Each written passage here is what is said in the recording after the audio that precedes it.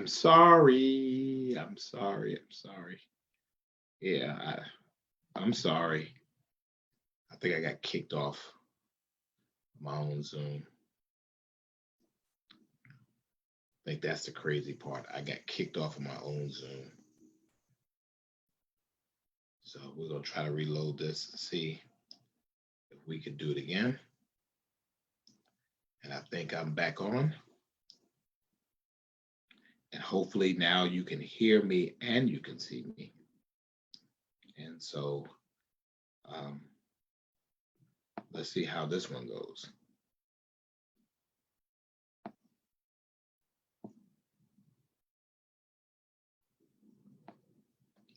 Let's see how it goes. All right, let's see. I think we are back up and running.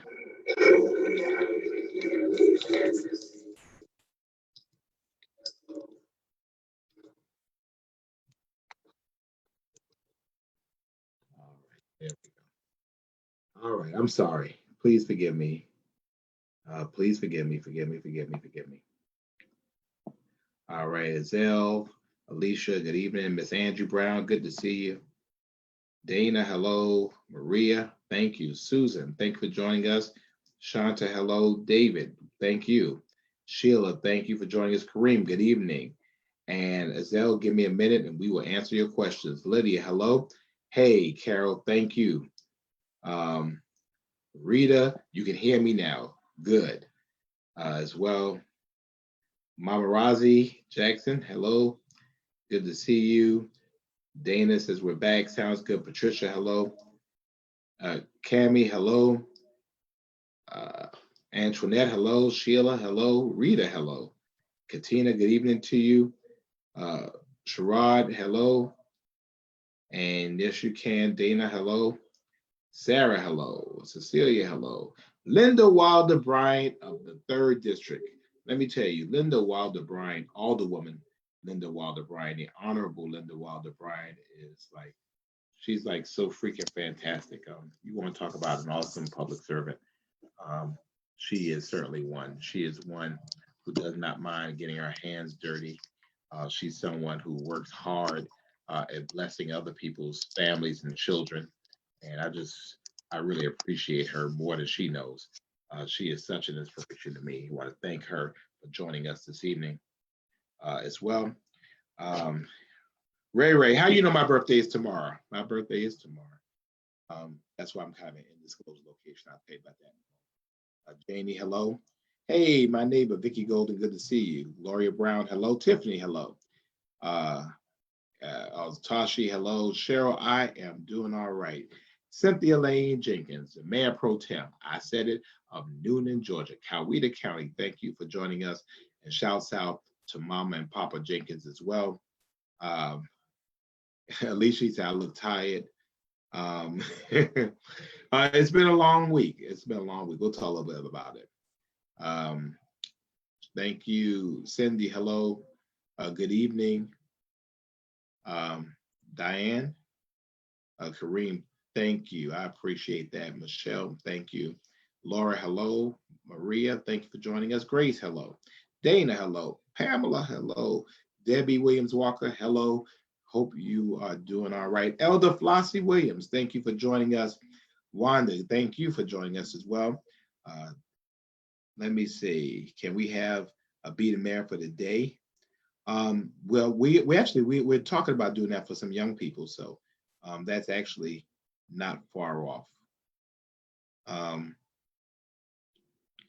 Fonzie, if you say anything about the 49ers and the Giants, I'm gonna put you in timeout. I'm gonna throw you out.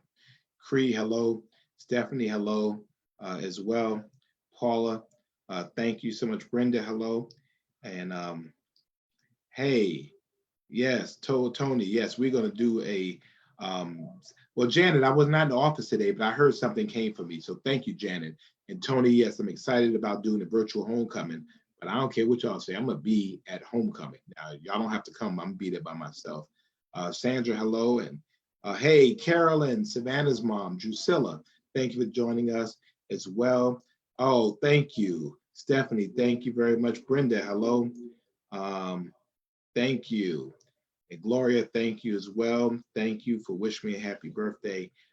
Yes, um, I'm getting a little older. Um, Desmond, good to see you, sir. My good friend, and as well. And yes, Carol, I agree. We're blessed to have Linda Wilder Bryan. Thank you, Miss Yolanda. Hello, Lamore. Eric. Eric, really?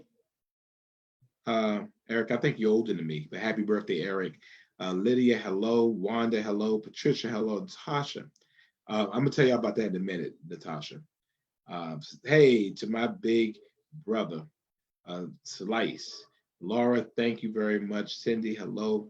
Natasha, thank you. I am so glad to see you, and I'm glad that you're doing better as well.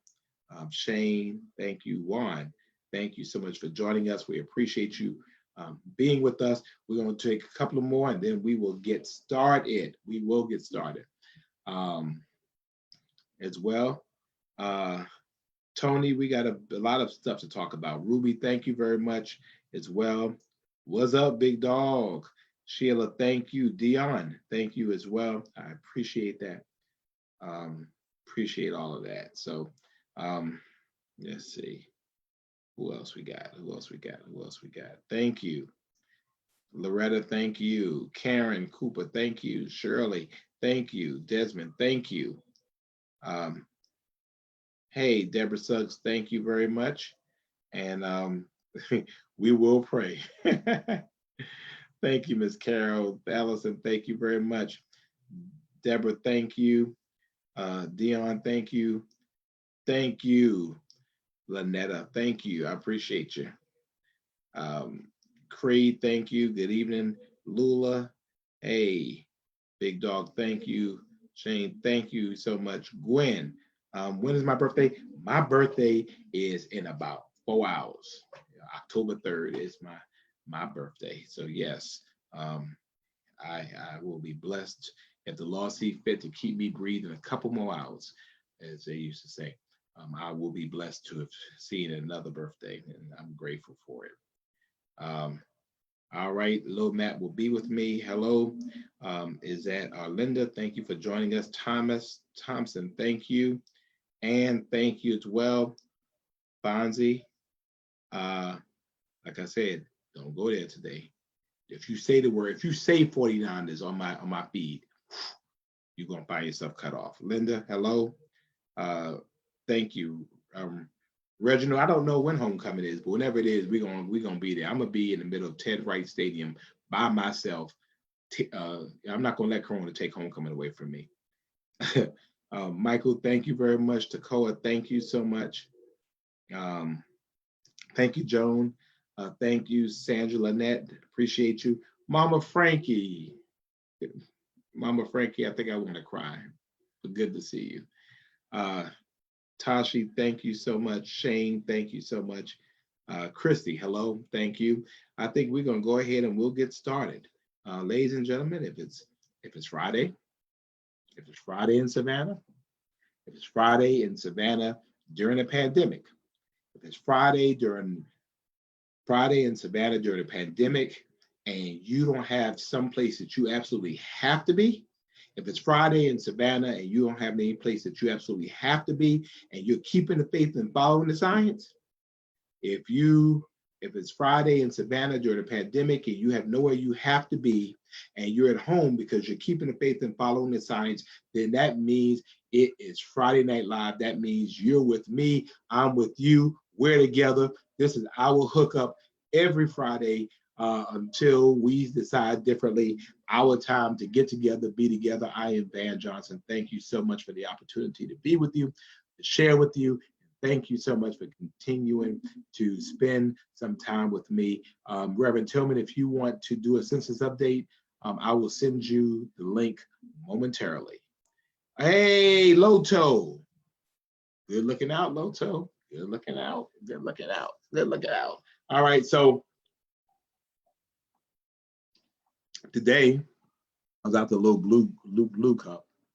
My birthday is tomorrow. Happy birthday, Mike. So the first thing is this. Y'all clowned on me and clowned on me and clowned on me and clowned on me but I went to Foresight Eye Care on MLK, and you all blessed me. I went to Foresight Eye Care. Pastor Curry, good to see you. Thank you. And you went to Foresight Eye Care. And ladies and gentlemen, bam. And now I was blind, but now I see. So, guys, said out love to Foresight Eye Care and all of you. So, what do you think? Is this better than what I had, or what do I have going on? I can see. Now, I don't know how it looks aesthetically, but everything is jumping off. I'm not squinting anymore. Dee Dee, hello. Sandra, hello. Thank you so much. Edzina, thank you. Pam, thank you so much. My cousin Pam, Terry Mobley, Rita, and hey, Rockin' Robin, thank you so much, Tanya. So I can read all this stuff now. What do you think? I mean, do you like it?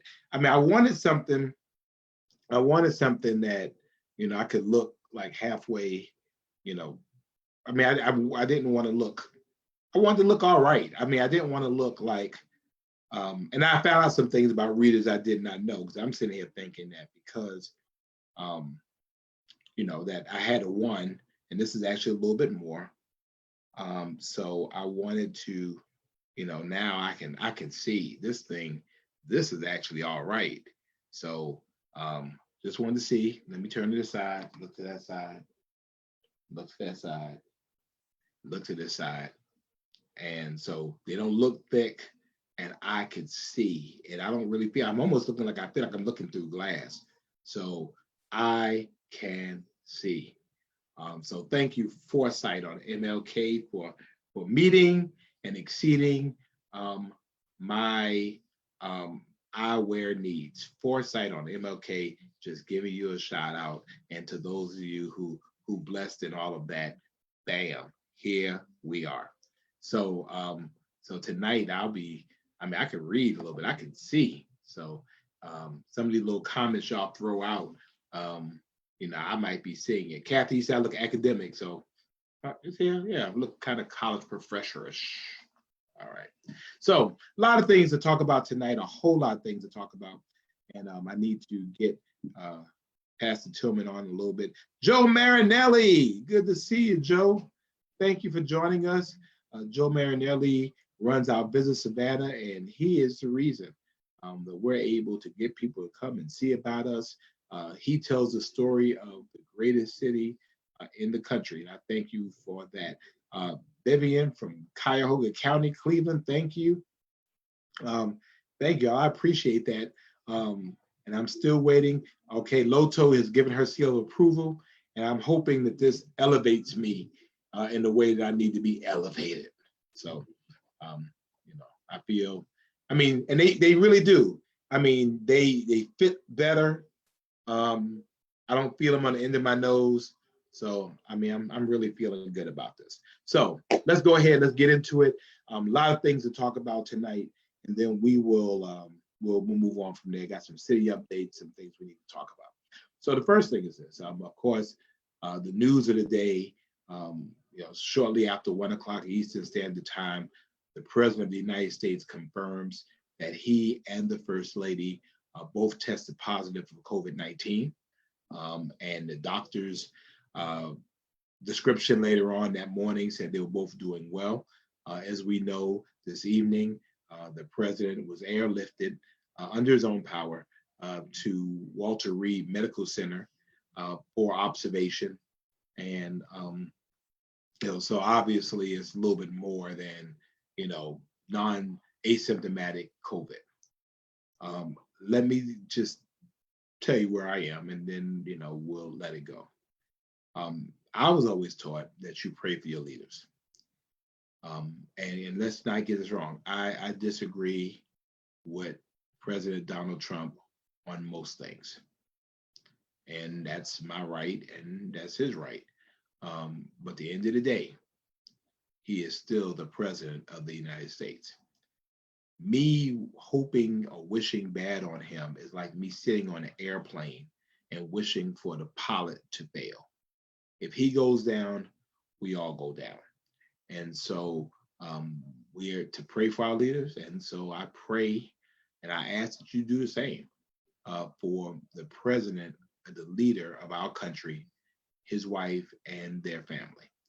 Um, we have to be bigger. We have to act better if we're going to be better. And so, um, despite all of the issues I have about him, his behavior, the fact is he is still the president of our country. And so I'm asking you to join me in prayer for President Donald Trump, First Lady Melania Trump, Hope Hicks, everybody in their administration. Just like we've been asking prayers for everybody across the country who has succumbed to COVID. We've lost awesome women in our community from complications of COVID in our community today. And my thoughts and prayers go out to her family. But this is real. COVID is real. And that's why we've been talking so long that wearing mask, watching your distance, and washing your hands is the way for us to get out of that. I just hate that the president of the United States took it so lightly for so long, for too long, because we could have easily been past much of this. Many of the people that succumbed or have been inconvenienced from this,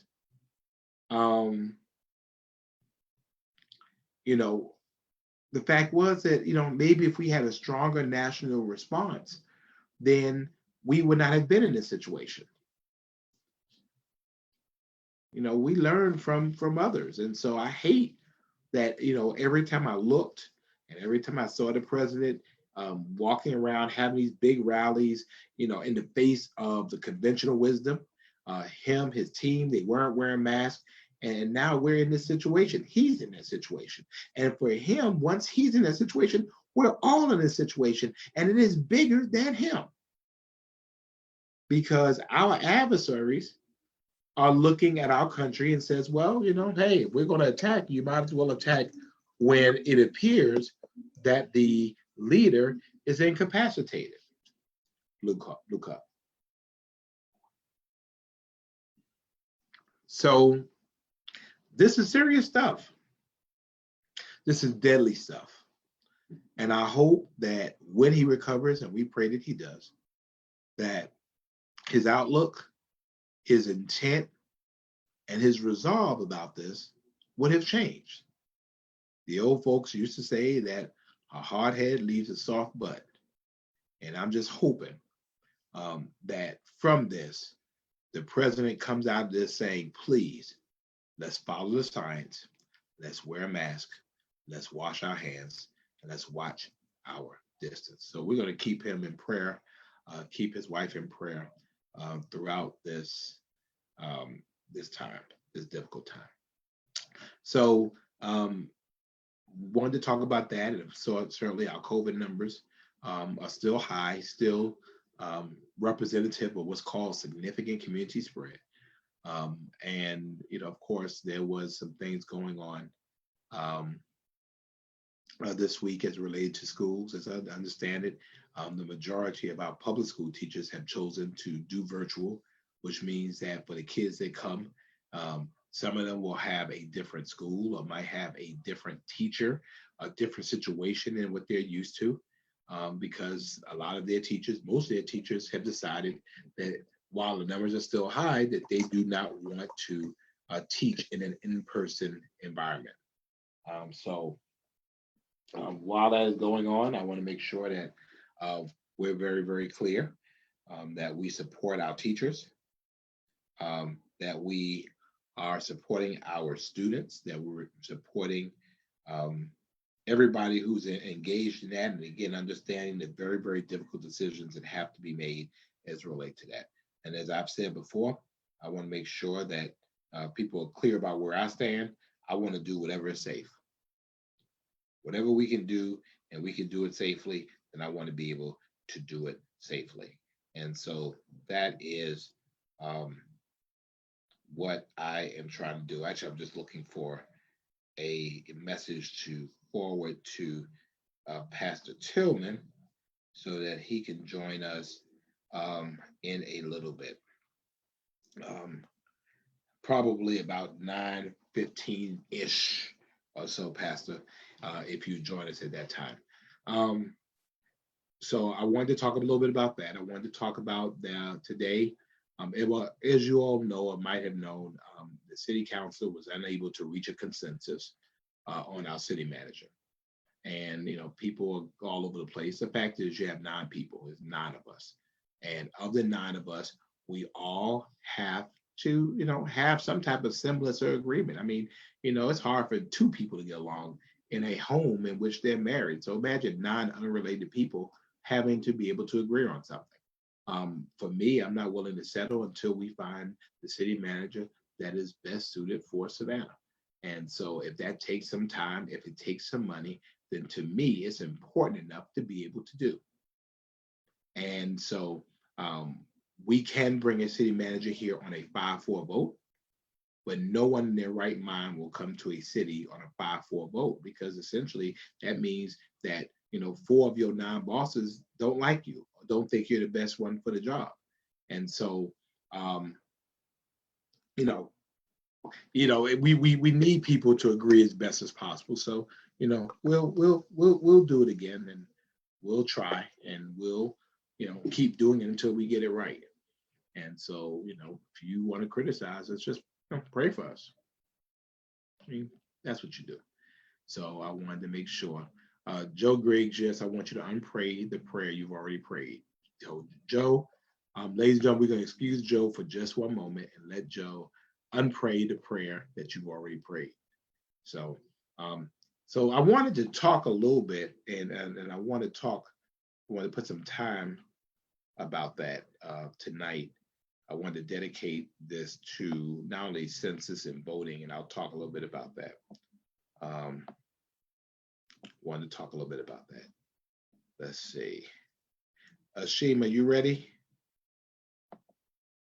Let me see if are you in the house? Let's see. Oh, you are in here. All right. So October is Domestic Violence Awareness Month, and I've decided that I want for this month on our Fridays to introduce survivors. So if there's someone that is a breast cancer survivor or a domestic violence survivor, and you want to come on and tell the family about your story, we want to be able to celebrate the stories of those who would not die, either from violence or from cancer. And so, starting off tonight, I was glad to have with me my good friend for many, many years. And I'm waiting for her to come on, Miss Tammy.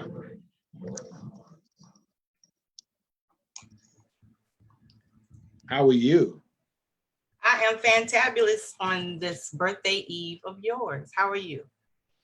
I am doing well. Thank you so much for joining me. I'm trying to hold on a second. I'm trying to get I'm hearing double sound. Okay.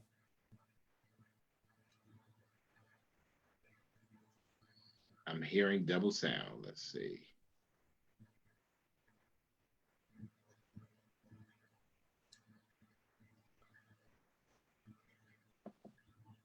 All right, there we go. Can you hear me now? Yes, I can hear you. Can you hear me okay? All right. I am doing well. Thank you so much for joining us. We appreciate it. And so this week, this month, I'm going to be talking about survivors. I want to talk about people who would not die. And the purpose of this, obviously, October being Domestic Violence Awareness Month, is to help inspire people. I realize very fully and very clearly that there are people that watch this broadcast that are going through bad situations. I believe that, and they put on a good face. They take one for the team, they carry it on their backs for, because they care about what society thinks or what people think, or, they just, they got, for the children or for the finances or for the job and for all these different things. That's what people do.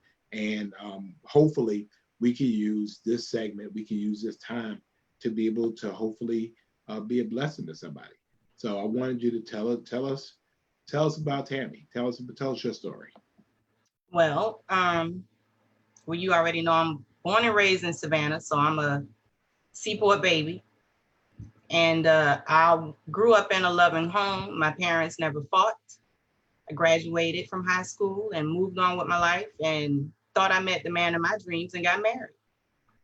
And shortly after we got married, we ended up moving to London, England. And it was almost like within days that his attitude changed. He separated me from my family. And initially I was just thinking like, oh God, he just loved me so much. But that was the beginning of the control. There was so much abuse that I got to the point where I started praying and asked God to take my life, because it was either going to be me or him that was not going to survive. And it took the words of my son, my oldest son, to tell me one day, Mama, I know you're tired of going through the things that you're going through. I didn't think he knew exactly what was going on, but he had an idea because he wasn't a child at the time. He was an adult, so he figured things out. He put two and two together. And it took my son's words to motivate me so that I could leave my abuser. And ever since November 12th, 2012, my life has done a whole 360. And I am truly blessed and thankful that the Lord didn't take my life, or I didn't take his life, because the fact that I was living in the UK, if I would have committed a murder over there, I was married into their religion, which was Islam. If I would have taken his life, I would have automatically gone to prison. They don't care about domestic violence in their culture. If you are abused, it's your fault that you're abused. So let's talk about a little bit about, you kind of gave the cliff notes from the beginning to the end. Let's get into the meat of it a little more. Were there any signs before you all moved? In retrospect, did you see anything that had you saying, that was a red flag? I did, Van, and I think because at the time I was dealing with so many health issues, and he just came right along at the right time, and he was that support that I needed at the time, and I kind of overlooked things because I had two kids that I was trying to take care of. And at the time they were minors. But now that I look back on my life, when I first met him, I should have ran like I had fire under my feet, because he would do things like call me constantly. Where you at? What you doing? Text me. Why haven't you answered my phone calls? And I'm thinking, it wasn't that big of a deal then. But once I got my last name changed into his, everything started, just started changing. Like I was in a whirlwind on The Wizard of Oz. It was just twirling. And I wish that someone had talked to me, about domestic violence. Like I said, I never saw my parents argue. My dad never raised his voice at my mom. So I didn't know anything about a man putting his hands on a woman. But sure enough, it was going on during those days.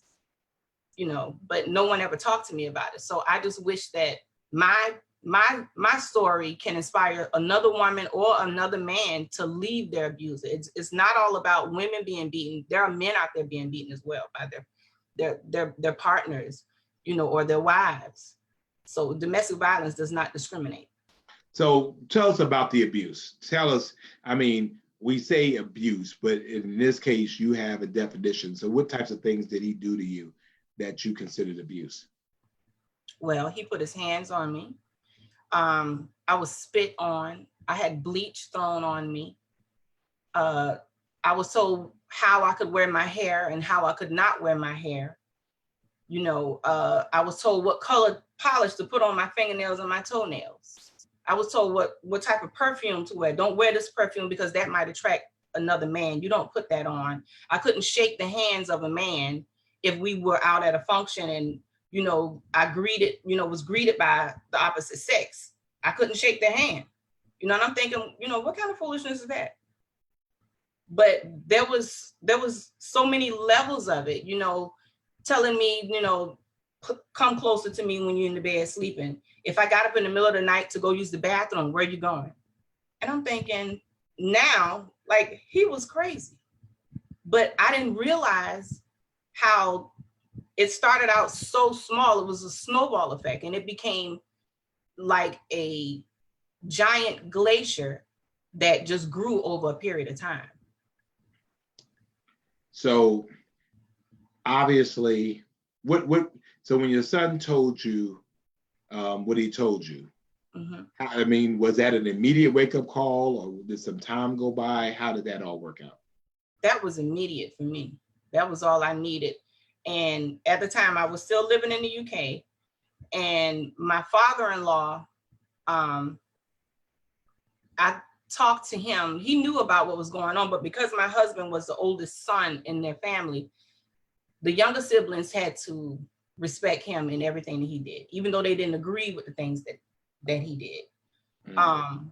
My father-in-law, he talked to me and he helped me get to the point where I needed to get to. And I thank him to this day for that. You know, he's no longer with us, but it was some things that had to transpire in order for me to be able to get back to Georgia, you know.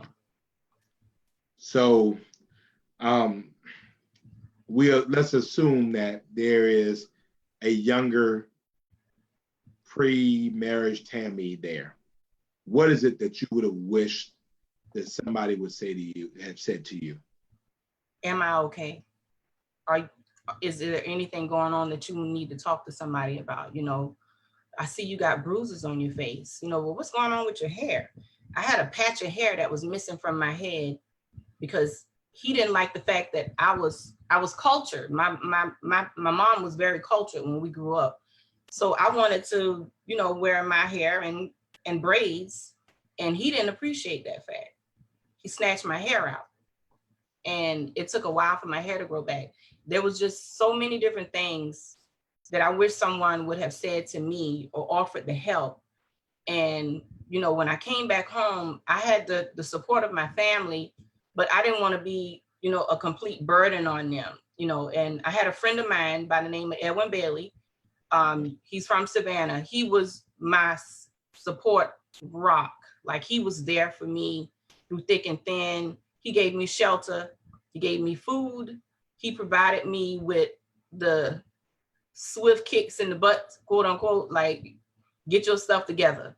You can do this, you know, because I came back to Savannah with $50 to my name. And when I reached out to you about, you know, getting a job, you don't realize how much you blessed me. And me?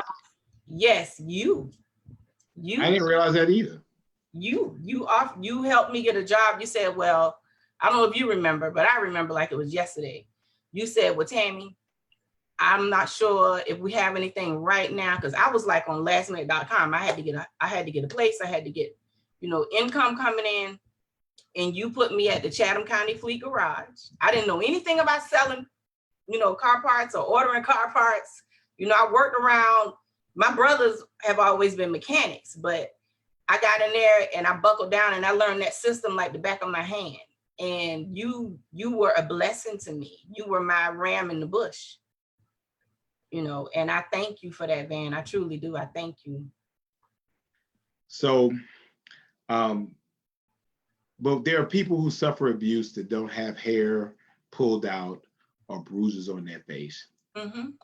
And your chances are with the people on here, you might be talking to that person now. Right. They might be concerned about their family or concerned about their children or concerned about finances. What would you tell them? They can do it. There is a light at the end of the tunnel. There is a way. If I can survive, anybody can survive. Like, literally, I had $50 to my name, and that was enough money for me to eat for about a week. You know, they can do it. They can get out. They don't have to stay, you know, they can inbox me. If they're listening right now, they can send me a message. I'll give them whatever information and resources that I have that can help them move forward in leaving. They don't have to stay. You know, you may wake up in the morning and, you know, just because he's not putting his hands on you doesn't mean that it's not abuse. It can be verbal abuse, emotional abuse, you know, control. You know, you got to do everything like you're a robot. Right. And there is a way out. Did your children witness the abuse? No, thank God they did not. They were here with their dad. But I thank God that my children did not see it, but I know that they felt it, because there was like 2 years that I went without seeing my sons. And that broke me to my core. And I think that's what he used. I'm gonna let you go see them. I'll let you go see them. He took my ID, he took my passport. You know, I didn't have a cell phone. I couldn't call anybody unless he was standing right there listening. You know, so if there's someone out there that's going through what I went through, or maybe not as much as I went through, but you know you're being abused. At some point in time, you might think in the beginning it's not, but at a certain level, it goes to that next phase. And you are unhappy. You start thinking about either hurting yourself to get away from him, and if you got to do that, it's time to go. It's time to go, because my life is valuable and I am very special.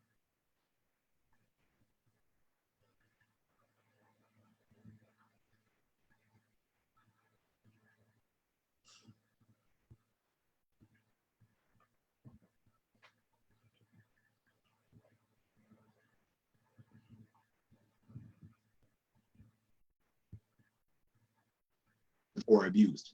And daily, over 20,000 calls are placed to domestic violence places across the country. And so we wanted to give you a couple of numbers to help. The National Domestic Violence Hotline is 1-800-799-7733, 800-799-7233. I'm sorry, 7233. And of course, here in Savannah, we're blessed to have the Safe Shelter. Safe Shelter's number, the crisis line is 24 hours, 912-629-8888. 912-629-8888. Are you wearing purple, Tammy? I am. And my shirt says, I am my ancestors' wildest dream. Yes, you are. Well, we want to thank you. We want to thank you for refusing to die. Thank you. We're glad you're still here. So am I. And I think we know of a lot of people whose lives ended far too soon. Yes. Lives have been shattered Yes. because of domestic violence. Love does not have to hurt. You don't need anybody that much. Not at all. And I've seen, you know, they put their hands, oh, you know, I'm sorry, I didn't mean to. Right. You know, if they hit you once, they'll hit you twice. Love does not hurt. No. It does not. No, I mean, and for those brothers and sisters, because I mean, I've seen women who just swing on men. You know, if love got hurt, like, just leave. I mean, just go find somebody else that's, you know, going to, you know, show love in a non-violent way. Yeah. Well, thank you so much. I know this is a little bit nervous for you. Hopefully we made you comfortable again. Oh yeah, you did. People are empowered. People are empowered by you telling your story.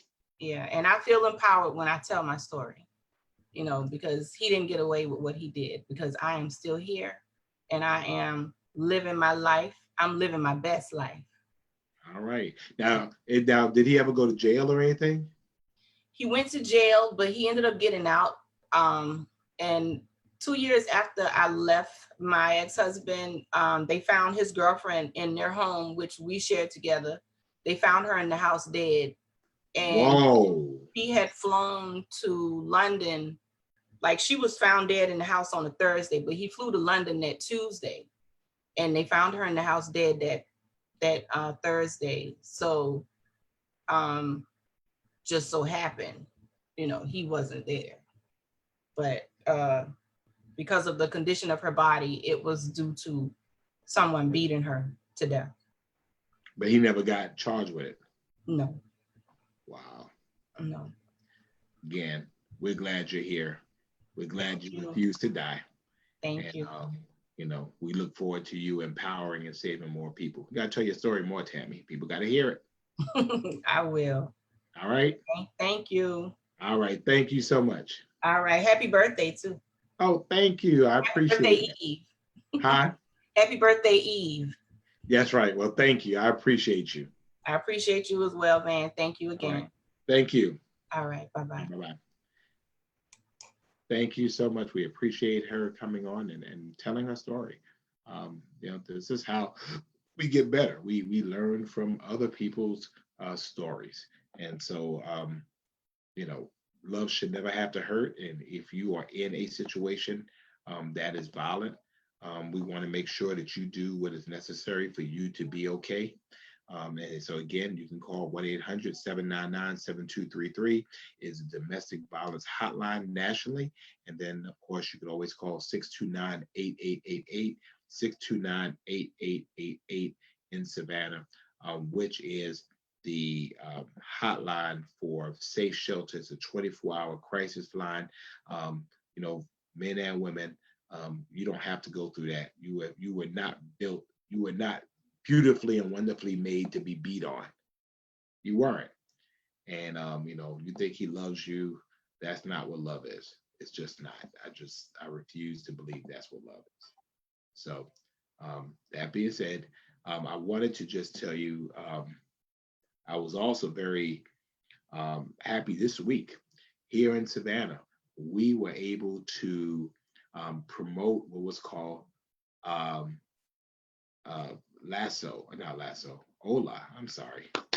Ola, which is Ola Savannah, which is Hispanic Outreach and Advocacy and Leadership. This is our Hispanic Latin collaborative to be able to work better with our Hispanic community. As I promised on our inauguration day that Savannah was going to create more seats at the table. And we were going to invite people to the table who had never been invited before. And so we wanted to make sure that we brought together people from our Hispanic community. We have about 7,000 in our city, but that's 7,000 that we have caught, that we've been able to count here in our city. So those are the numbers we were able to capture. And so we know it's more. And so our goal is to be able to work with them. Our goal is to be able to engage with them. Our goal is to be able to empower them to enjoy what Savannah has to offer. We recognize that everyone in Savannah does not speak Spanish or don't speak Spanish well. I mean, we have people who don't speak English well. And so we have people here. And so we want to find ways of being able to connect with them. We want to find ways of being able to help them to access our city, particularly also when we have events such as hurricanes and events such as pandemics and things where we need to get information out. Thank you, Marjorie. I appreciate that. Thank you, Sister Barbara Kaufman. Thank you so much. Latavia, thank you very much.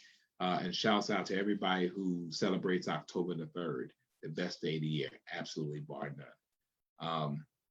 And so, we're very happy to be able to start this initiative working with our Latin American community. And so, we have more coming out about that. So looking forward to that. So love shouldn't hurt. And so each week this month, we're going to talk with a different survivor in hopes that, if there's someone on here that needs that strength to be able to walk away, that we're able to help save a life on our date night. And let's be friends as well. People, when they go with somebody who's crazy, be friend enough.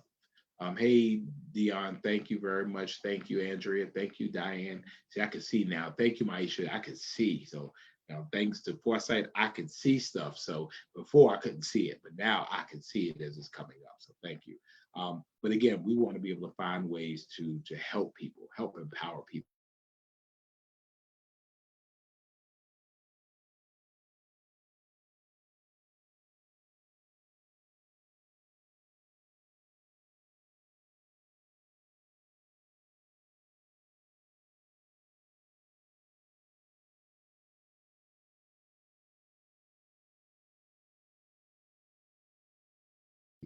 To be better, be stronger, be wise. Our very, very favorite person on to talk to us about the census and all that's going on with the U.S. Census happening. As you know, there's been a lot of changes. I won't say changes going on, but there have been some significant substantive changes. And so I want to admit to the room and welcome with us the Reverend Thurman Neal Tillman, pastor of the First African Baptist Church. And on most days lately, he has been leading our census efforts in Savannah and across the southern part of Georgia. Pastor Tillman, good to see you, sir. Greetings, my mayor. How are you this wonderfully blessed day on the eve of your birthday? I am doing well. I can see. I mean, there's a stanza that says, "Was blind, but now I see." Yes, sir. I mean, I'm feeling kind of good about myself. I mean, maybe if something was wrong with my readers, I could do this. I mean, Foresight hooked me up. Shoot, and these folks on Friday Night Live, they love me enough on date night. They were gonna make sure I got some glasses, so I'm looking all right. That's great. So we thought that Wednesday, September 30th, it was gonna be it. Y'all were shutting down. Y'all were wrapping up all this stuff.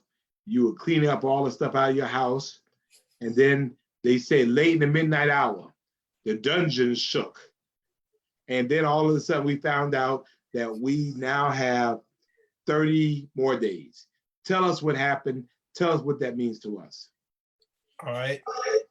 Actually, we thought that we were going to have just until October 5th, which is Monday. But we do have, because of the court order, we do have till October 31st. And all I can say to everybody is that we need to make sure that everyone gets counted. That's I can't emphasize that enough. I talked to a young man who I've known since he was in high school, and he just called to check on me to see how I was doing. I'm not going to call his name, Roger, but he called me to see how I was doing. And I asked him, I said, well, have you completed your 2020 census? He said, Pastor, I saw that paper. I got the paper in, but I haven't done it yet. I'll do it the day since we're talking. I said, son, you realize if it was on the 30th, you would not be in it. You would not have been counted. So he said he's going to actually go online and do it and use the number that he has in his paper form. And what I really want us to understand is that we have an event scheduled, because we start at first, like I said, the 5th was the last day, but we have an event scheduled at the West Ball Street YMCA, which we sometimes call the May Street Y, but right. It's the West Ball Street YMCA. And we're having a food giveaway that's partially sponsored by the City of Savannah, First right. African Baptist, of course, the Complete Count Committee, the Channel Complete Count Committee, First Harvest Food Bank. And what's going to happen, there's a couple of things. We're going to make sure that everybody who hasn't gotten counted get counted, but also we're going to make sure that those who have not registered to vote, register to vote, because that's also the last day to be able to register to vote for the November election. So we're doing registration, we're doing the census.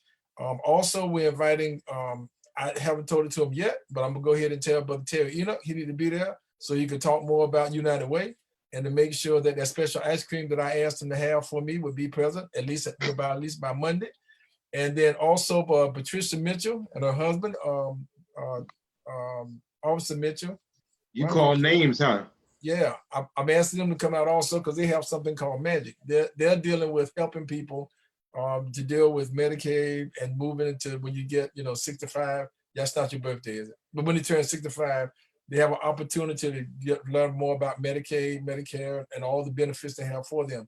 So really, it's a one-stop shop. You can just come there at 3 o'clock at the West Ball Street YMCA on Monday. And I have a West Ball Street YMCA have a special place in my heart when I used to be chair over there.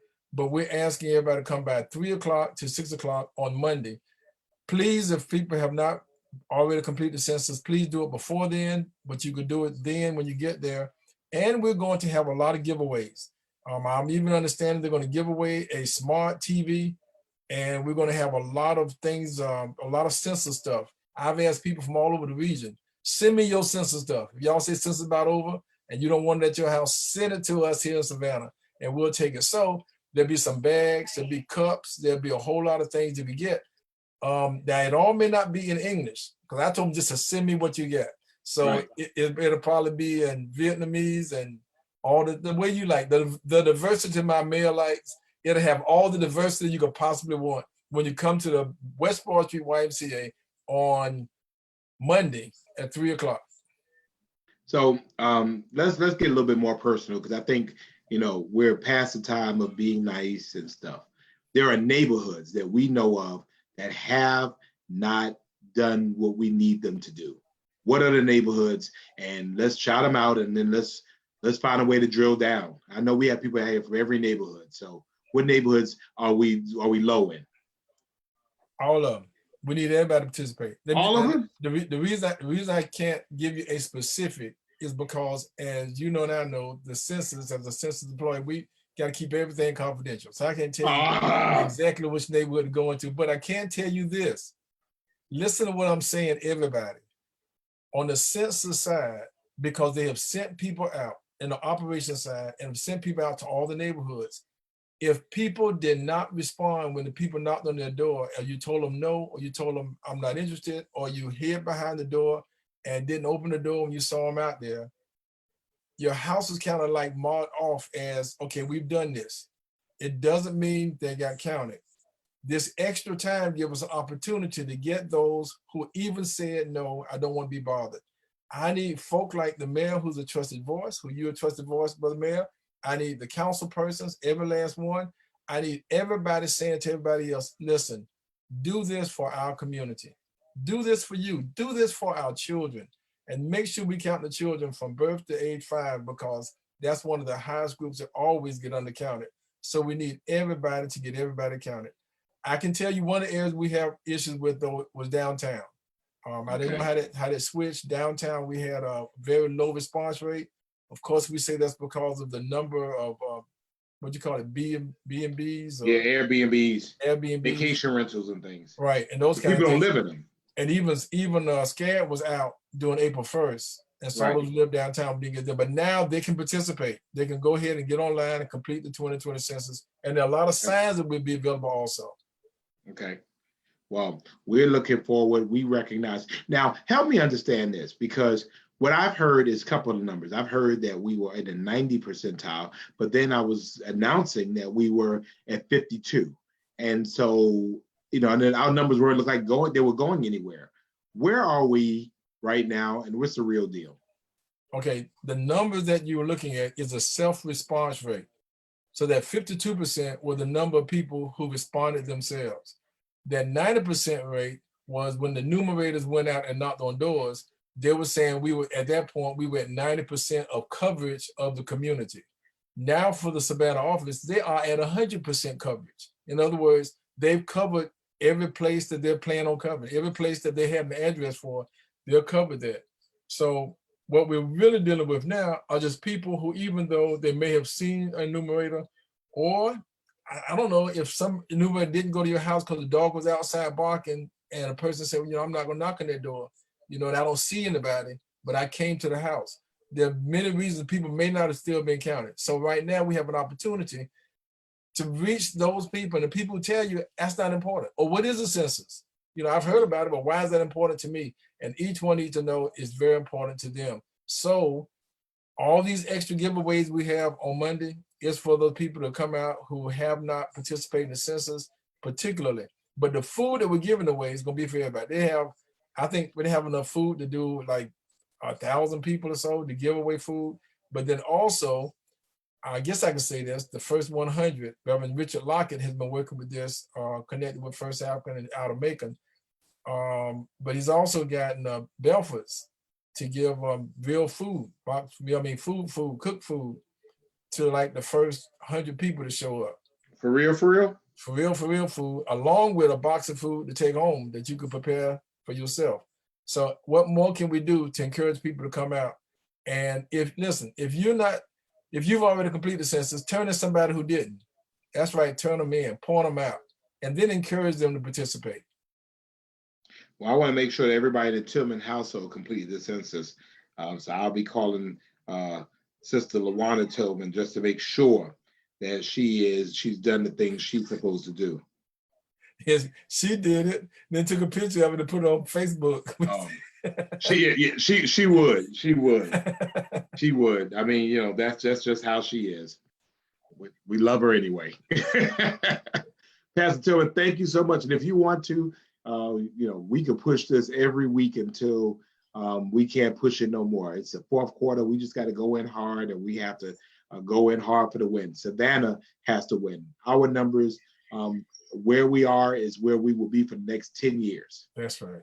And That's so we have to go as high as we can. So, and then any projections are based on this number this year. My wife just heard what you said. It's a late feedback there. She said, "I resent that." So she knows she's your number one fan. So anyway. Yes, and I am hers. You hear him in the background, don't you? I hear fussing, so I'm getting off this phone right now. Thank you so much, sir. We appreciate all you do. Thank you. And listen, I can't tell everybody since enough how much you have done and how much you have did your best to make sure that everybody gets counted. So again, Savannah counts. So let's get it done. Thank you. Thank you, Pastor. We appreciate that. So you've heard it from Reverend Tillman yourself. You've heard that this is your opportunity to be able to get it done, so to speak. This is your opportunity to move on, and we want you to be able to do that. So we thank him, and now I'll see if there are any questions in the house that I need to try to address, and I will do my best to address them. Let me look and see what we got going on. Let's see. Oh, let's see. That's not going to work. Let's see. I'm trying to get it together. I'm trying to see see what my feed is looking like, seeing if there are any questions out there or anything that we can help to answer. We want to answer them where we can. And I don't see my comments. Let me see. There might be another way. Where there is a will, there is a way for me to look. All right, let's see. Here we go.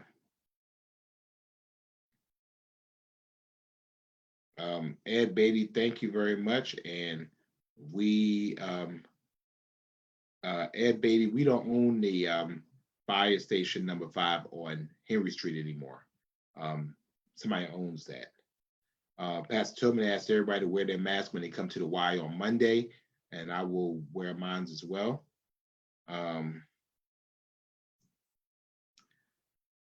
Okay, so today our city manager, Pat Monahan, tendered his resignation from the city of Savannah. This was not unexpected. I've been expecting this, and we've been talking all week, and I gave my blessing, so to speak, to him this week to do this. Pat Monahan was supposed to come on for 6 months, then it was 8 months, then it was 12 months. He came on and was going to stay with us through March of this year, and then he ended up staying on to October. He's kept giving, and the fact is that he is retired, and so we have some interim plans that we will talk about. So I will talk a little bit about that in the coming days. But Pat Monahan is a phenomenal man, a phenomenal manager. He has done an absolutely yeoman's job for the city of Savannah. He has come and performed above and beyond the call of duty. And I appreciate him personally as a personal friend and personal mentor and someone I used to work for. He's just one of the smartest men I know. And, the fact is, it's just time for him to be able to go. There was really no good time for him to go. So, we're all okay. Everybody is fine. And that's the deal with that. I wanted to, Andy says, I'm overlooking my old bifurcated district census issue. What are you talking about? Annie Durden Johnson, what are you talking about? I don't know what you're talking about. So if you say what you're talking about, I'm more than willing to talk about it. I don't see what you're talking about. So, and I mean, that's still my district, but y'all have an alderman too. You have an alderman, you have 2 alderwomen at large, and you have me. So I want to know what's going on. What about the Highlands? What about the Highlands? I want to know what's going on about that. The other thing I wanted to talk about was this week, the city of Savannah, we unveiled 4 voting boxes in the city of Savannah for the voting. We want to make sure that you're able to get, if you have an absentee ballot and you want to put your absentee ballot in a box, if you don't trust the mail to send it and get it there, quickly, then we have fixed 4 boxes in the city to be used for that purpose. One of them is at the Civic Center on the Montgomery Street side. The second one is at Carver Village at the Community Center on Colat Street. The other one is at WW Law Center on the east side. And the other one is the Liberty City Community Center. So we are so happy and proud that the League of Women Voters funded this effort. The Board of Registrars partnered with the city of Savannah for this effort. We want to make sure we do all we can to make sure that people have access to be able to get their absentee ballots into a secure place. And so these places are secure. They are monitored 24 hours by camera and often by police. So you can feel confident and secure about putting them there. As it relates to other cities, I've been asked about that. I can only respond about the city of Savannah. We want to make sure that people have access to be able to vote. So that's the deal with that. Rebecca, thank you for donating to the Eyeglass Fund. What do you think? Appreciate that. All right. You're not geocoded properly. Andy Durden Johnson, the geocoding is not done by the city of Savannah. It's done by the MPC, and I believe they are aware of that issue. And they are working to address that issue. So, we're aware of that. What else? Kenneth Bussey wants to know, was there actual plan to remodel Fraser Homes, or is that a rumor? No, there is a plan to be able to remodel Fraser Homes. As you know, it's been there for quite a while, and there is federal money to be able to renovate Fraser Homes extensively, as they've done in other areas. So that is true. Good to see you, Sierra. Thank you, Sheila, for voting by mail. Hannah, yes, I have new glasses. I can see. Since y'all trashed my readers, so now I got real readers from Foresight on MLK. Yes, Felicia, take the ballot to a designated ballot box. So Adrian, how do we know if mail-in ballots were counted? Well, though the mail-in ballots are actually counted and accounted for, and you can go to, I believe it's Ballot Tracks. I'll get that for you, and I'll post it to make sure that you know the way to get to that. I think it's Ballot Tracks, but I'll make sure to post that so you'll know where it is. It took me a minute, Marjorie, to get my ballot back. I just got my ballot yesterday. So it does take a minute. And I think part of the reason is that, you send mail from Atlantic, I go to Jacksonville before it comes to Savannah, which is part of the problem. That's part of our issue. Thank you, Hannah. And Andy says, I went with the tortoise shell. Is that what it's called? Well, thank you very much. Mommy Erica, thank you very much, ma'am. I appreciate that. And Elaine says that the drop box is ready at Eisenhower. The others are waiting for security cameras. Thank you so much. I appreciate that. Thank you. Sabrina German, there she is. Sabrina German has posted it for us. It's called Georgia Ballot, Georgia, georgia.ballottracks.net/voter. And I want to make sure we have that. So everybody will have that comment. Is Georgia. I'm gonna post it in here as well. Georgia.ballottracks, TRAX, ballottracks.net/voter. .net/voter.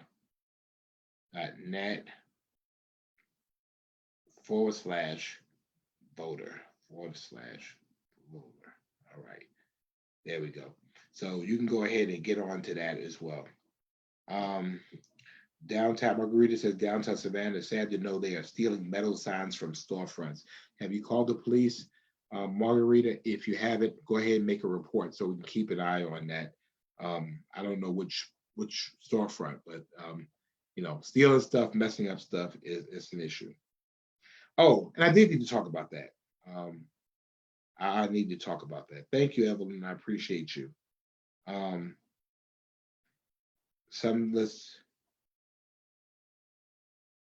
Right, and Annie Durden Johnson. Yeah, we're familiar with that, and they are working on that issue. So I'm familiar with it. So no, I'm not ignoring my former district. I'm familiar with that issue. As a matter of fact, I was one of the ones who raised the issue before we even started doing that. Hey, Nisi, good to see you. Thank you for joining us. So we did have an issue of vandalism again at the Forsyth Monument, the Forsyth Confederate Monument. Somebody came and they spray painted "Justice for Breonna Taylor," "Black Lives Matter," all around the statue, all around the grounds around the statue, and on the bust that were there. So I wanted to make sure that you all were familiar that it did occur. We got it cleaned up as soon as possible. This is the second act of vandalism there this year. And, I know how many of you might feel about the Confederate Monument, but the fact of the matter is that it is city property. And so it is against the law to be able to vandalize that. And so, until we've come to some type of resolution or no resolution at all, I'm asking all of you to please make sure that you do not vandalize city-owned property. It's always a pleasure to see Katina Pollen on. And Katina, you see how I'm being elevated today? Look. Bam. See? And I can see today too. I can see. How does Monahan's departure affect us when no candidate is selected? It doesn't affect us. The city will move on. We'll still do business. Trash will be picked up. Police officers will still be there. The city will be fine. Obviously, we would like to have someone in the seat, but we'll be okay. I actually, Floto, thank you. Keep that up. See, I'm trying to have my life elevated and be better and do better. And Katina likes them. See, that's what I'm talking about. Forsyth, Katina likes them. So that's a very, very good thing. Vandalisms, I don't know who's doing the vandalism, Angela. I don't know. who's doing that. I will tell you that it's my suspicion that it's not Black Lives Matter or anybody like that doing that. That's just not their MO. I think people do that kind of stuff to kind of help deflect attention. So that's what the deal is about that. So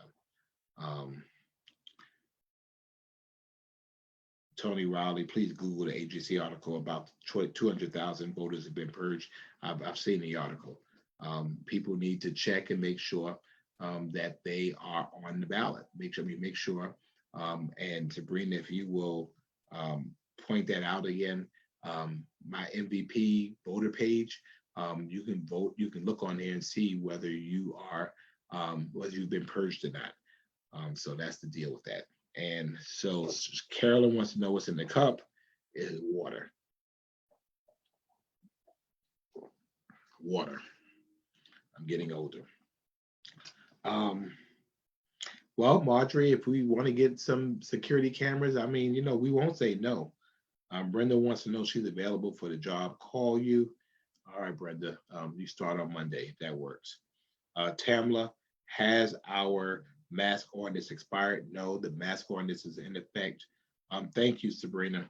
mvp.sos.ga.gov, mvp.sos.ga.gov. That is your MVP voter page. Everyone take a moment, go on there, go to the right-hand side. It only takes a minute to see your voting status. Make sure that you know you have that set up. Make sure you are registered properly.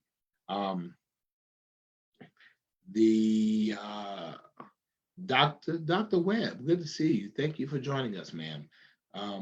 The When the Debt is Paid conference is tomorrow for those of us that are justice involved or justice impacted. So please, if you have that opportunity to call, that's on my page. You can go ahead and get that information on there. Margarita said they just found the sign. See how quick I work, Margarita? Margarita, see how quick? You just told me about it, and already we got your sign found. Look at that. Look at that.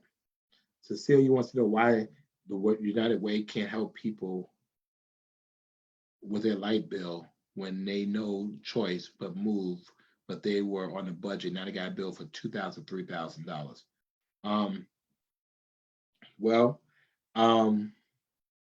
Well, right now the money has been allocated. The money has been allocated from us for COVID, so it has to be spent for COVID. That's not our rule. That's not the state rule. That's the federal rules. When they give you money for a particular purpose, Brenda, I'll get to that in a minute. Let me go back. Yeah, the money is for that. It's for COVID. You have to have a lost your job, lost hours because of COVID to be eligible for it. That's why the United Way doesn't have that money now. People donated to United Way. They could use that money to help people for other uses. So that's the deal with that. Rebecca, do I ever get a day off, Mayor? No, I think tomorrow I'm gonna take a couple of hours off. I'm gonna celebrate. So any more questions, and then we're gonna go ahead and we're gonna call it a night. Yeah, I think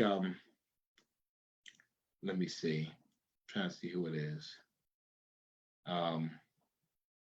Yeah, Brenda, don't show up on Monday. I forgot that actually what ended up happening is Mr. Monahan will still be there, so don't show up on Monday, okay? Ladies and gentlemen, I want to thank you all so much for joining me. I want to thank you for hanging out with me on Friday nights. I look forward after a long week of hanging out with you. I appreciate that. I appreciate our date nights. I appreciate our time together. Even if it's just an hour, I will promise you that it gives me the energy just to go on just a little while longer. The journey is hard. The journey is difficult, but you help make it easier. Kenneth, you asked a question about a ballot box at Godley Park. The answer is no. We were trying to put one in Pooler, and Pooler said no. I'll tell you more about that later. But anyway, thank you, cousin Pam. I appreciate you. But again, for me, um, I used to be concerned about getting older and concerned about what that meant. And you know, you know what? As many people have I seen, my age and younger, um, that have died. I'm just blessed to be around another year. I am just blessed around. Uh, um, I'm just blessed to be around for just a little while longer. Um, and so, you know, I have worked um, to just be able to see another day. I mean, at the end of the day, you find out it's just about being able to be around. And so I'm young, and now I'm older, and tomorrow will be a year older, and I'm just glad to be still in the game, still glad to be in my right mind. And you really get appreciative of just the really small things, um, the small things, the things we take for granted. Being able to wake up in my right mind, being able to get up out of the bed under my own power, being able to put clothes on myself, being able to um, just be able to hang out and to live and love and have my folks around and have my family around and my friends around and people that I believe care about me around. The ability to feel pain and know that it is pain. I just become very, very grateful.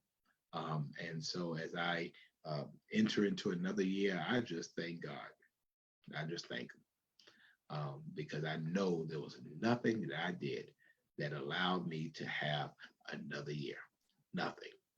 I've done absolutely nothing. But I live on grace, and so I accept. As they say, whatever my lot thou hast taught me to say, it is well. It is well with my soul. So I appreciate that. Say a prayer for me tomorrow as I celebrate another day. I am a little off location, as you can tell, um, doing something a little bit different today. But again, just appreciate you all. Keep our president, first lady, and all of those that are suffering, those that are hurting, those that are bereaved in our prayers during this time. I appreciate you hanging out with me, and look forward to seeing you again very, very soon. Like next week, next Friday, we'll do it all again. Thanks so much. God bless you all. Good night. Good night. Good night. We are Savannah Strong.